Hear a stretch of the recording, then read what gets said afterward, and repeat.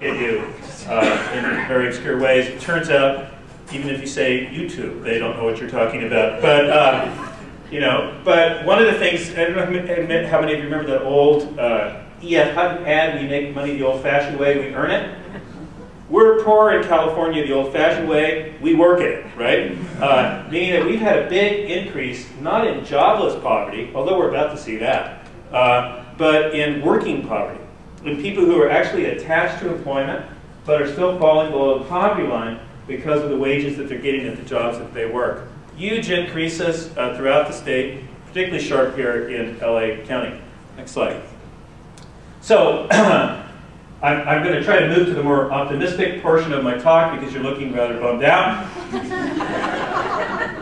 My friend AJ had guaranteed that I would be good, and if I just leave them feeling miserable, right? AJ will be embarrassed. I don't want that. I want to be invited to speak again and maybe have a drink with him as well. So I want to talk a little bit about how can we narrow the divide and how does leadership contribute. And I want to say that there are really sort of three big things, and then this fourth overriding thing is that we need to ensure sustainable economic growth moving forward. We need to provide education and training for workers and students to move through the labor market, and we need to create labor and community standards that set a bottom floor. The way to think about that is that one is to grow the market, the other is to create paths to the market, and the last part is to set a floor on the market below which people can't fall. But what will make that happen is the kind of organizing, consciousness, and leadership that can really lead to social change. Next slide.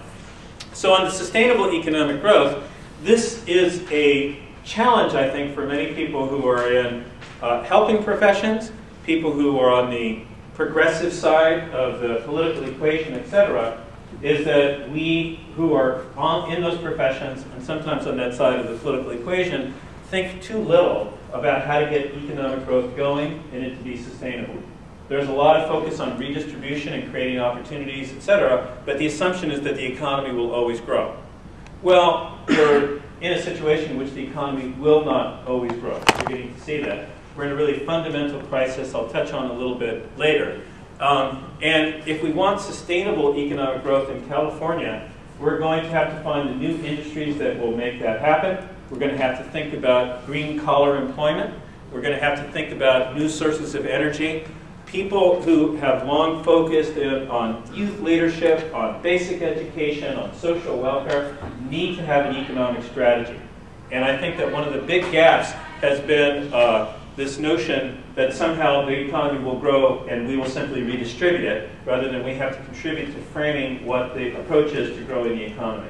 And it's a challenge I would make. I mean, I actually say this is a great talk because I talk about need to grow the economy, provide education, set a floor. When I do this to business audiences, they love the idea of growing the economy. They think education is a great idea if someone else pays for it. And they hate the idea of a floor to the labor market. Minimum wage, socialism is the next thing, right?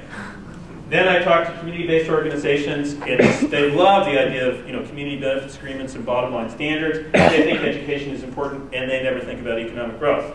So this is a recipe designed to piss everyone off. And therefore it's right. So we need to think about economic growth. We could go to the next slide, need to focus in on education. And I'm going to do this in a couple different ways. I mean, one of the things that's really critical is that the returns to education have changed over time. It's always been the case that if you got a degree, high school degree, college degree, that you would make more than someone who did not have those degrees. But what's gone on is that the rate of return on your education has gotten higher over time. Hit the next slide. This zeroes in on, this is a set of what are called regressions, which try to control for all the different factors that explain how people do. And this focuses in just on the hourly wage for two time periods. And this is the early 90s and the early aughts. And it basically says here that, and this is in real terms, that in the early 90s, if you had a high school degree, you'd make 18% more than someone who didn't. If you had some college, like an AA, you'd make 27% more. And if you were a college graduate, you'd make about 50% more than someone who had not finished high school. 10 years later, look at what happened to those rates of return. They're up to 21%, 34%, and 61%. In 10 short years, the return to education has gone up. So it's always been important to have an education. It's now more important to have an education than ever before. The return is much higher. Next slide. So what do relative educational levels look like in California? This is educational attainment for the workforce by ethnicity and immigration status in California over the last 5 years. And what you'll notice here is that about 40% of US-born Anglos have a college degree. That's that green bar up there. And the group with the highest level of college degrees and college completion are actually US-born Asians and immigrant Asians, both at around 49–50%. African Americans, higher rate of people not finishing high school, lower rate of people finishing college, large group in the middle of some college. For immigrant Latinos, about 55% of immigrant Latinos in the labor force lack a high school degree. And very few with some college or finishing college. For US-born Latinos in California, it's about, I think, 16–17% who are in the labor force who lack a high school degree or a GED, and very low levels of college completion. Very low levels of college completion. That's the dropout rate that so many of you are deeply concerned about. So we need to repair this. I mean, this is really critical, not only to the economic success of that population, but to the economic success of the state as a whole. And the way that we normally think about it is, how do we help young people? How do we help people in high school? How do we help people going to college? And all of that is really important. It's the work that you do, and I applaud you for it. I want to lift up that we also need to be thinking about what we do for those immigrants who are in the labor force, who are undereducated. Now, I think we tend to focus in on education for the young because little kids are cuter than day laborers, right?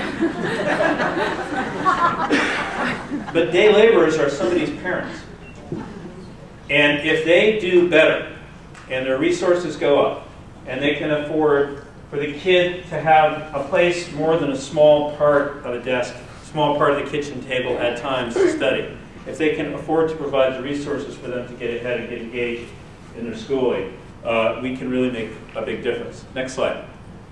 But we also need to think about the bottom of the labor market. When people think about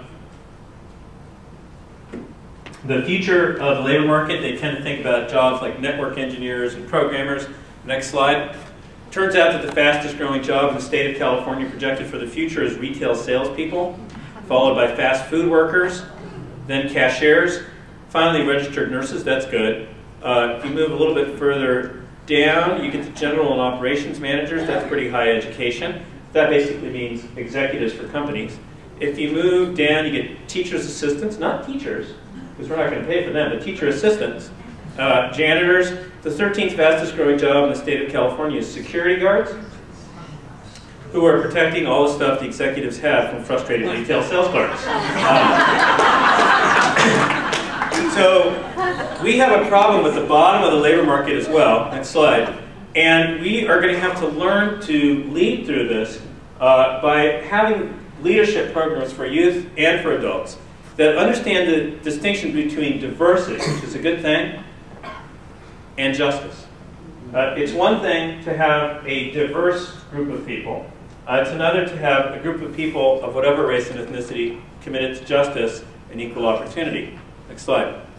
We're going to have to understand the importance of policy and advocacy, and the fact that the service learning model has to also be about changing the very structures that create the problems for the communities that the communities and young people are facing. Next slide. We're going to have to understand the need for policy packages, unexpected alliances, and new collaborations. And this is in particular critical around youth, about getting the black-brown dialogue going, because these are the two youth populations who are in the closest proximity and whose leadership is needed to address the multiple community crises that we face. And they really are in close proximity and have seen dramatic change. Next slide.